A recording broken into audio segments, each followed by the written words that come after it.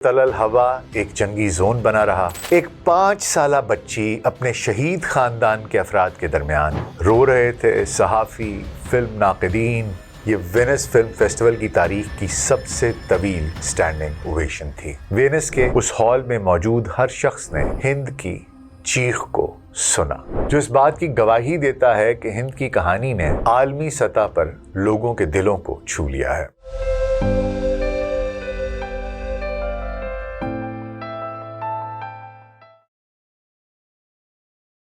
Global such podcast में doctor Nasir bag के साथ आपकी खिदमत में हाजिर हैं। अस्सलाम वालेकुम। 3 सितंबर 2025 को वेनिस फिल्म फेस्टिवल, जो दुनिया के सबसे मोतबर फिल्म फेस्टिवल्स में से एक है, एक नाकाबिले फरामोश लम्हे का गवाह बना। Film the voice of Hind रजब, जो ट्यूनिस की हदायतकार कौसर बिन हानिया ने बनाई है, प्रीमियर के बाद 23 मिनट और 50 सेकंड तक मुसलसल वहां पर तालियां बजती रहीं। ये वेनिस फिल्म फेस्टिवल की तारीख की सबसे तवील स्टैंडिंग ओवेशन थी। हॉल में मौजूद लोग रो रहे थे, सहाफ़ी, फिल्म नाक़दीन और आम नाजरीन सबकी आंखें नम थीं। फिल्म के इख्तिताम पर फ्री फ़लस्तीन के नारे गूंज उठे, फ़लस्तीनी परचम लहराए गए और अदाकार मोतिज़ मल्हीस ने परचम हाथ में लेकर इस लम्हे को और भी जज्बाती बना दिया। हम बहुत तहकीक और रिसर्च के बाद ये वीडियोस आप तक लेके आते हैं। अगर आपको हमारा कंटेंट पसंद आ रहा है तो हमारे चैनल को सब्सक्राइब कीजिए, बेल आइकन को क्लिक कीजिए ताकि आप कोई वीडियो मिस ना कीजिए।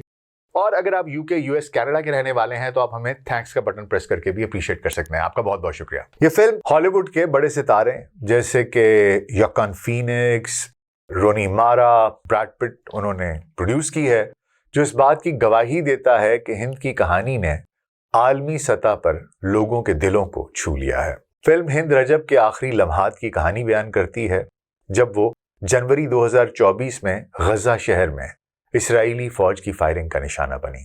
इस फिल्म में हिंद की असल फोन कॉल्स की आवाज इस्तेमाल की गई है, जब वो फलस्तीन रेड क्रिसेंट सोसाइटी से मदद मांग रही थी। कौसर बिन हानिया ने कहा कि जब उन्होंने हिंद की आवाज सुनी तो वो पूरी गजा की आवाज थी जो मदद के लिए पुकार रही थी। सोशल मीडिया खुसूसन एक्स प्लेटफॉर्म पर इस फिल्म की पजीराई उरूज पर है। एक सारिफ ने लिखा, ये फिल्म हिंद की कहानी नहीं बल्कि हर उस बच्चे की कहानी है जो गजा में जुल्म का शिकार है। दूसरे ने कहा, हिंद की आवाज ने हमें जगाया, लेकिन क्या ये आवाज उन तक पहुंचेगी जो फैसले करते हैं? ये फिल्म एक आलमी आवाज बन गई है जो इंसाफ मांग रही है। वेनिस के उस हॉल में मौजूद हर शख्स ने हिंद की चीख को सुना और उसने पूरी दुनिया को हिला कर रख दिया।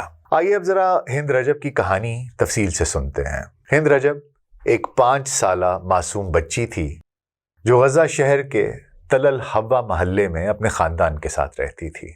उसका घर हंसी खुशी से भरा हुआ था। वो एक आम बच्ची थी जो खेलती थी, हंसती थी और अपने खानदान के साथ ख्वाब देखती थी। लेकिन 29 जनवरी 2024 को सब कुछ बदल गया। उस दिन इस्राएली फौज ने गजा शहर के रिहायशियों को हुक्म दिया कि वो अपने घर बार छोड़कर महफूज मकामात की तरफ जाएं, क्योंकि इलाके में शदीद बमबारी हो रही है। हिंद अपने चचा, चची और 4 कजन्स के साथ एक स्याह किया पिकांटो कार में सवार हुई ताकि जुनूब की तरफ मुंतकिल हो सकें। वो अपने घर से निकले, लेकिन चंद लम्हों बाद ही उनकी कार एक इस्राएली टैंक की फायरिंग का निशाना बन गई। इस हमले में हिंद के चचा, चची और 3 कजन्स फौरन शहीद हो गए। हिंद और उसकी 15 साला कजन लियान हमादा इब्तदाई तौर पर जिंदा बच गए। लियान ने दोपहर तकरीबन 2:30 पर फलस्तीन रेड क्रिसेंट सोसाइटी को फोन किया। उसकी आवाज में खौफ साफ सुनाई दे रहा था। उसने डिस्पैचर को बताया कि एक टैंक उनकी कार पर फायरिंग कर रहा है, लेकिन उस कॉल के दौरान एक गोली की आवाज आई और लियान की चीखें खामोश हो गईं। वो भी शहीद हो गई। अब हिंद अकेली रह गई। एक 5 साला बच्ची अपने शहीद खानदान के अफराद के दरमियान एक ऐसी कार में फंसी हुई जो गोलियों से छलनी हो चुकी थी। हिंद ने 3 घंटों से ज्यादा तक रेड क्रिसेंट के डिस्पैचर से फोन पर बात की। उसकी मासूम आवाज में खौफ और बेबसी साफ छलक रही थी। بار بار کہہ رہی تھی میں بہت ڈر رہی ہوں، براہ کرم مجھے لینے آئے۔ اس نے بتایا کہ اس کے منہ سے خون بہہ رہا ہے اور ٹینک قریب آ رہا ہے۔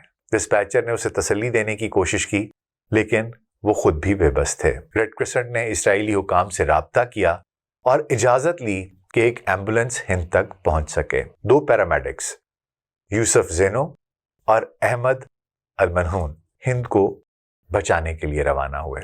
اسرائیلی حکام نے ایمبولینس کو گرین سگنل دیا لیکن جب یہ ہند کی کار سے چند میٹر کے فاصلے پر پہنچی تو اسے بمباری کا نشانہ بنا دیا گیا۔ شام 7 بجے کے قریب ہند سے رابطہ منقطع ہو گیا۔ 12 دن تک ہند، اس کے خاندان اور دونوں پیرامیڈکس کی قسمت نامعلوم رہی کیونکہ تل الہوا ایک جنگی زون بنا رہا، اور 10 فروری 2024 کو جب اسرائیلی فوج پیچھے ہٹی تو فلسطینی سول ڈیفنس اور ہند کے چچا سمیر حمادہ نے کار کو تلاش کیا۔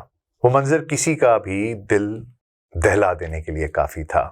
ہند کی چھوٹی سی لاش اپنے خاندان کے ساتھ کار میں ملی جس پر 335 گولیوں کے نشانات تھے۔ قریب ہی ایمبولینس کا جلا ہوا ملبہ ملا جس میں یوسف اور احمد کی لاشیں ملی۔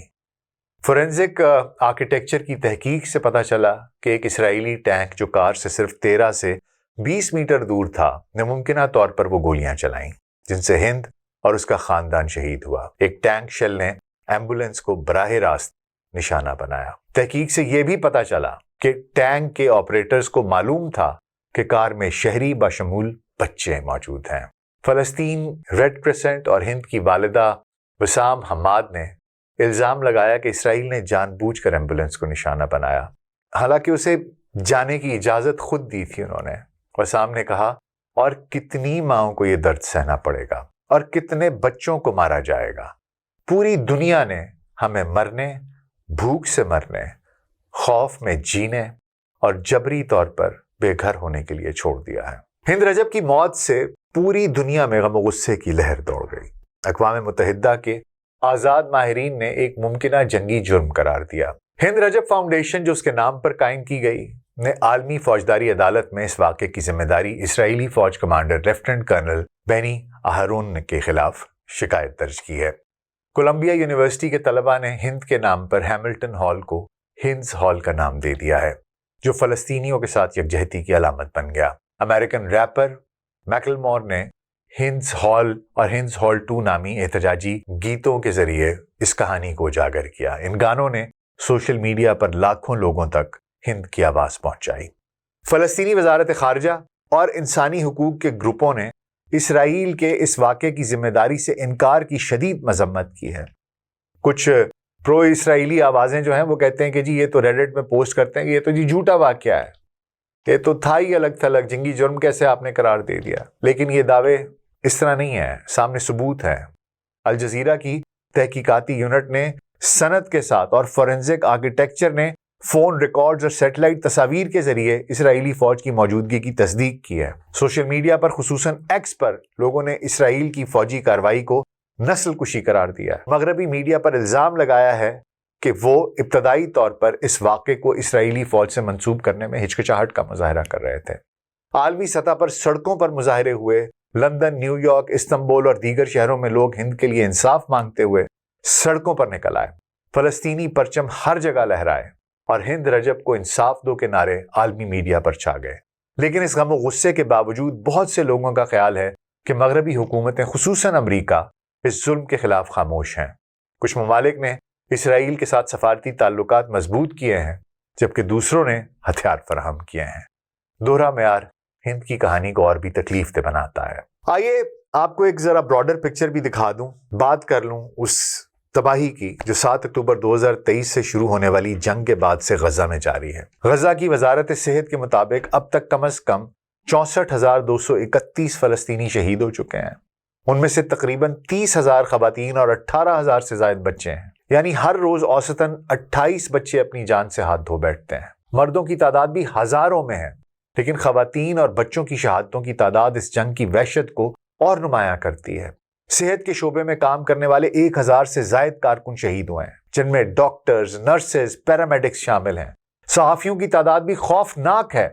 کم از کم 247 صحافی شہید ہو چکے ہیں، جو کہ عالمی سطح پر صحافیوں کے خلاف سب سے مہلک حملوں میں سے ایک ہے۔ امدادی کارکنوں کی تعداد 2300 سے زیادہ ہے جو امداد فراہم کرتے ہوئے شہید ہوئے ہیں۔ رہائشی ڈھانچے کی تباہی بھی ناقابل یقین ہے۔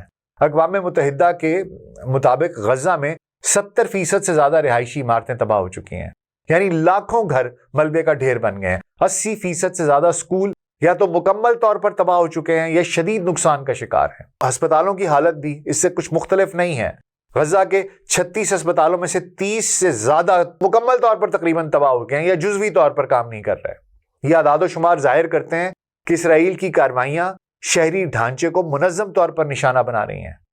یہ صرف اعداد و شمار نہیں ہے، ہر تعداد کے پیچھے ایک کہانی ہے، ایک خاندان ہے، ایک خواب ہے جو چکنا چور ہو گیا۔ ہر تباہ شدہ گھر، ہر بند سکول، ہر ملبے میں تبدیل ہسپتال ایک پوری نسل کی مستقبل کو تباہ کر رہا ہے۔ ایک نسل کشی ہے جو جاری ہے۔ اس سے پہلے کہ میں اختتام کروں، میں ایک فلم کا ذکر کرنا چاہوں گا۔ ایک کتاب بھی ہے، فلم بھی ہے، جو شاید آپ میں سے کچھ لوگوں نے دیکھی بھی ہو۔ 1996 میں جان گرشم ایک ناول نگار ہیں، انگریزی میں ناول لکھتے ہیں۔ ان کا ایک ناول تھا اے ٹائم ٹو کل، اس پر ایک فلم بنائی گئی۔ اس فلم میں میتھیو مکانہے جو ہیں وہ ایک وکیل کا کردار ادا کرتے ہیں جو ایک سیاہ فام شخص کا دفاع کر رہا ہے، ایک ایسی جگہ جہاں پر تعصب ہے گوروں اور کالوں میں، سفید فام اور سیاہ فام لوگوں میں۔ وہ سیاہ فام شخص اس کا دفاع کر رہے ہیں، میتھیو مکانہے، وہ سفید فام ہے، وہ شخص سیاہ فام ہے۔ اور اس شخص نے جرم کیا کیا؟ اس نے اپنی بیٹی کے ساتھ زیادتی کرنے والے سفید فام لوگوں کا قتل کیا۔ فلم کا ایک انتہائی طاقتور منظر ہے جب میتھیو مکانہے جیوری سے اپنا آخری کلام کرتے ہیں، جو کہتے ہیں کہ اپنی آنکھیں بند کر لیں۔ پھر وہ انہیں کہتے ہیں کہ اب آپ امیجن کریں کہ ایک بچی ہے جو اکیلی کسی جگہ سے گزر رہی ہے، ایک دم سے اس کو آ کر لوگ گھیر لیتے ہیں، اس کو ہراساں کرتے ہیں، اس کو پریشان کرتے ہیں، اس کو تکلیف پہنچاتے ہیں، اس کو مارتے ہیں، اس کا استحصال کرتے ہیں، اور اس کے بعد اسے جان سے مار دیتے ہیں۔ اور اس کے بعد آخر میں وہ ایک جملہ کہتے ہیں، وہ کہتے ہیں کہ اب یہ تصور کریں کہ وہ لڑکی سیاہ فام نہیں سفید فام تھی۔ یہ جملہ سن کر پوری جیوری کی آنکھیں کھل جاتی ہیں، کیونکہ اس نے کہا تھا آنکھیں بند کر لیں۔ یہ انہیں اپنے تعصب کا سامنا کرنے پر مجبور کرتا ہے۔ یہ انہیں یہ سوچنے پر مجبور کرتا ہے کہ اگر وہ لڑکی ان کی اپنی بیٹی ہوتی یا اگر وہ سفید فام ہوتی تو کیا ان کا رد عمل مختلف ہوتا؟ ہم مغرب اور امریکہ کے لیڈروں سے جو غزہ میں جاری ظلم پر خاموش ہیں ایک اپیل کرتے ہیں۔ ہم ان سے کہتے ہیں کہ وہ اپنی آنکھیں بند کریں اور ہند رجب کی آواز جو کہ ریکارڈڈ ہے وہ سنیں، وہ آواز جو 3 گھنٹوں تک فلسطین ریڈ کرسنٹ سے مدد مانگتی رہی، وہ آواز جو کہہ رہی تھی میں بہت ڈر رہی ہوں، براہ کرم مجھے لینے آئیں۔ تصور کیجئے کہ وہ ہند نہیں، آپ کی اپنی بیٹی ہے، آپ کی اپنی پوتی ہے، آپ کی اپنی نواسی ہے۔ تصور کیجئے کہ وہ سفید فام ہے۔ کیا آپ پھر بھی خاموش رہتے؟ کیا آپ پھر بھی اسرائیل کے ساتھ سفارتی تعلقات بڑھاتے؟ کیا آپ پھر بھی اسرائیل کو ہتھیار دیتے؟ کیا آپ پھر بھی اس ظلم کو نظر انداز کر دیتے؟ شاید یہ اپیل آپ کے دلوں کو جھنجھوڑ سکے، شاید یہ آپ کو اپنی خاموشی پر سوچنے پر مجبور کرے، یا شاید کچھ بھی نہ کرے۔ شاید ہم بہت دور جا چکے ہیں، شاید بہت دیر ہو چکی ہے، شاید انسانیت کا وہ جذبہ جو ہمیں ایک دوسرے کے درد سے جوڑتا ہے اب دم توڑ چکا ہے، لیکن ہم امید نہیں چھوڑیں گے۔ ہند کی آواز ہمیں یاد دلاتی ہے کہ ہر چیخ، ہر پکار، ہر آنسو عام ہے۔